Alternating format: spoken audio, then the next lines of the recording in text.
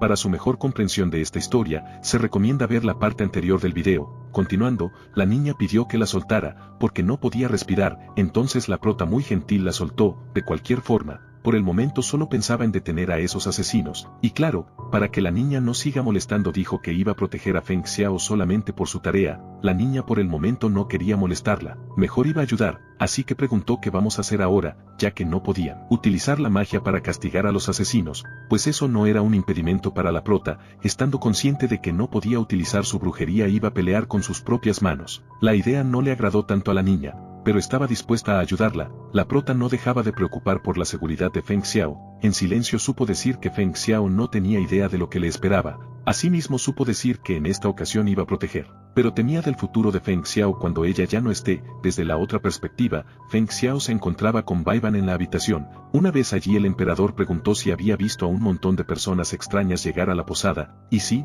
Bai Ban también ya se había enterado de la llegada de aquellos hombres extraños. De manera preocupado sugirió al emperador regresar a la ciudad imperial lo más pronto posible, pero no, el emperador no aceptó regresar a la ciudad imperial, mejor explicó que el motivo por el cual había salido del palacio era para atraer a los asesinos, y como el plan estaba saliendo a la perfección no podía regresar sino afrontarlos y estar alegre por su éxito, así que mencionó lo siguiente a Bai Ban: no tienen permitido irse de aquí, así como se atrevieron a venir aquí refiriéndose a las personas extrañas. A sus órdenes Bai Ban se acotó, así que por el momento se iba a retirar para preparar para la ocasión. Sin embargo, antes de que se retirara pidió que no dijera nada de eso a Yune, simplemente para que no se meta en sus asuntos, porque estaba seguro de que si Yune se enteraba de eso iba a derrotarlos fácilmente. Bai Ban se encontraba un poco confuso ya que el emperador siempre se preocupaba por Yune pero en esta ocasión no delataba su preocupación. Lo único que supuso era que el emperador se hartó de la concubina Yun, pero bueno, el emperador no quería seguir con la misma conversación así que mejor preguntó cómo iba la investigación sobre el pasado de Yune.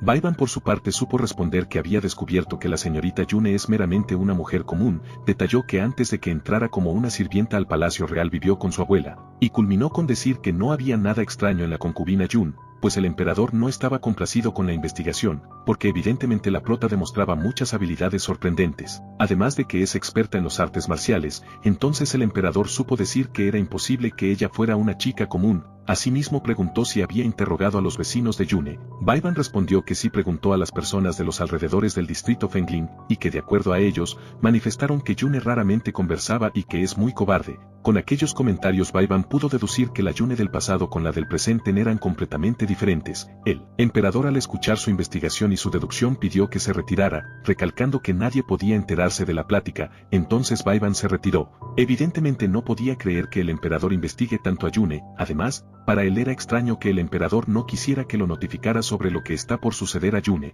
Llegó a deducir que el emperador fingía estar obsesionado con Yune. Por otro lado, el emperador sabía lo que hacía. Él confiaba plenamente en Yune, pero en su último encuentro Yune se comportó muy extraña, y como los sicarios estaban por atacarlos, aquella circunstancia era perfecto para comprobar si es la misma Yune. El emperador se encontraba tomando agua, pero por la alegría de su plan tiró el agua por la ventana, donde el agua se cayó en la cara de la niña. Y pues la niña estaba súper enfadada, quería ir a pegar a Feng Xiao, sin embargo la prota la detuvo, no quería que nadie enterara el escándalo. Luego de calmar, la niña propuso a la prota regresar a la casa porque ya era muy tarde, pero no, la prota le hizo recordar el motivo por el cual estaban allí, y su objetivo era detener a aquellos sicarios que extermine con la vida de Feng Xiao. A eso la niña respondió lo siguiente: es necesario, tengo que decir, tu novio debe estar bien preparado para eso, es bastante inteligente, quizá está esperando ver a esos tipos caer en su trampa. Y sí, nuevamente la niña acertó lo que dijo, era lo que planeaba el emperador, pero claro, el comentario no le gustó a la prota. Además recordó que la idea de salir del palacio fue de ella, motivo por el cual se veía más obligada en protegerlo. A la niña no le importó eso, así que pidió que no lo involucrara en sus asuntos, que no la iba a ayudar. La prota estaba decidida en enfrentar sola. Estaba convencida de que Feng Xiao no sabía nada sobre la emboscada, así que iba a resolver sin que se entere él. La prota era muy terca, ya que la niña nuevamente recalcó que Feng Xiao es muy sabio e inteligente, aseguró que debe estar preparado. A la final, como Yun Mia no le hacía caso, mencionó que su culpa no iba a ser si se terminaba equivocándose. No obstante llegaron corriendo los sicarios, pues, el grupo que llegó eran solamente una parte pequeña del grupo de los sicarios. Los otros planeaban atacar más de noche, sin embargo ellos se adelantaron con el objetivo de exterminar primeros al emperador y, para así lograr obtener más beneficios por sus trabajos, evidentemente, antes de que entraran a la posada la prota los detuvo, con decir que son muy lentos como tortugas, y hizo saber que sus objetivos eran exterminar con la vida del emperador. Entre ellos empezaron a discutir, con decir que cómo es posible que una mujer sepa de nuestros planes. Asimismo, uno de ellos afirmó no haber visto a nadie cuando discutieron sus próximos movimientos, a excepción de un zorro y un pájaro que eran imposible que hablen. Evidentemente los sicarios estaban ignorando a la prota, motivo por el cual la prota se enfadó y mencionó que fueran más profesionales y que dijeran de frente, o que mejor empezaran a enfrentarla. Uno de los sicarios dijo lo siguiente a sus compañeros: sean cuidadosos, pidiéndose a una mujer débil y a una niña que se muestren aquí debe ser parte de su truco. Es muy extraño que ellas quieran tomar acción tan pronto, pues, básicamente pensaban que la prota y la niña fueron enviados por el emperador como parte de un plan. Escuchando eso, uno de sus compañeros felicitó por su inteligencia y prometió encontrar un plan ligero para realizar el siguiente movimiento. Asimismo, los sicarios pensaban que todo era planeado y que según sus suposiciones no había menos de 50 personas protegiendo al emperador, así que iban a retroceder y hacer nuevo plan más detallado. Escuchando que se iban a retirar, la prota se enfadó. Asimismo preguntó si son sicarios o no, comentando por qué no pueden hacer hoy lo que van a hacer mañana. De tanto fanfarroneada, los sicarios obligaron que se callara, mencionando que no pueden ejecutar un plan descubierto y fallido. A la prota evidentemente no le gustó que la callaran, así que enfadada mencionó que están locos. Así, en medio de la discusión, en la ventana apareció Feng Xiao muy relajado, con decir: ¿por qué todavía no han venido a matarme? No obstante, notó la presencia de la prota y de la niña.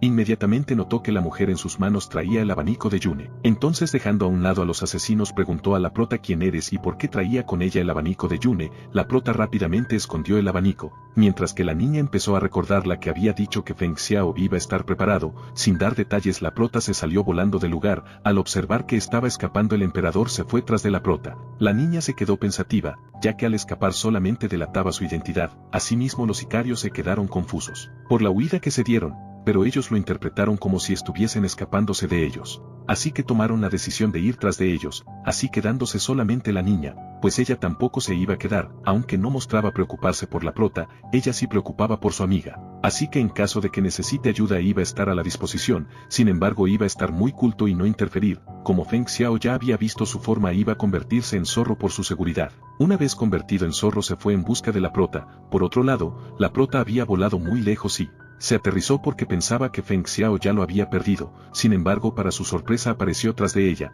con decir que es realmente rápida en realizar una huida, pues, al ver a Feng Xiao, la prota se puso nerviosa y a su vez no comprendía cómo es que la alcanzó si había volado tanto. Feng Xiao, al tener enfrente, lo primero que hizo fue preguntar por qué estaba sosteniendo aquel abanico en su poder. La prota supo decir que es un abanico que puede tener cualquier persona si lo compra. Entonces el emperador dijo lo siguiente: ¿podrías dejarme revisar ese abanico? Para ser honesto, mi esposa también tiene el mismo. Al escuchar que dijo mi esposa, la prota se enfadó demasiado, pues dijo que no era bueno decir que ya están casados antes de que la mujer acepte casarse con él. Podemos evidenciar que la prota nuevamente estaba celosa. Sin embargo, logró controlar sus celos, así que mejor mencionó que se iba a retirar del lugar, recalcando que no tiene nada que decir porque son completamente extraños. Sin embargo, Feng Xiao no le permitió marcharse, porque él sí tenía cosas que preguntar. Bueno, eran las mismas preguntas que realizó antes: de quién era y por qué tiene el abanico de Yune. La prota mencionó que no es su asunto de saber quién es, y sobre el abanico mencionó que es de ella. Además prometió no conocer a ninguna Yune. Evidentemente, al observar que no quería responder las preguntas, preguntó otra cosa: de por qué había huido al verlo. Aquella pregunta estaba muy fácil de justificar para la prota. Mencionó que había huido del lugar porque le daba mucho miedo los sicarios. A este punto, el emperador estaba harto de que la prota no responda con la verdad, así que enfadado mencionó lo siguiente: nunca muestro piedad a las mujeres, contaré hasta 3, si todavía te rehusas a decirme la verdad, no te perdonaré.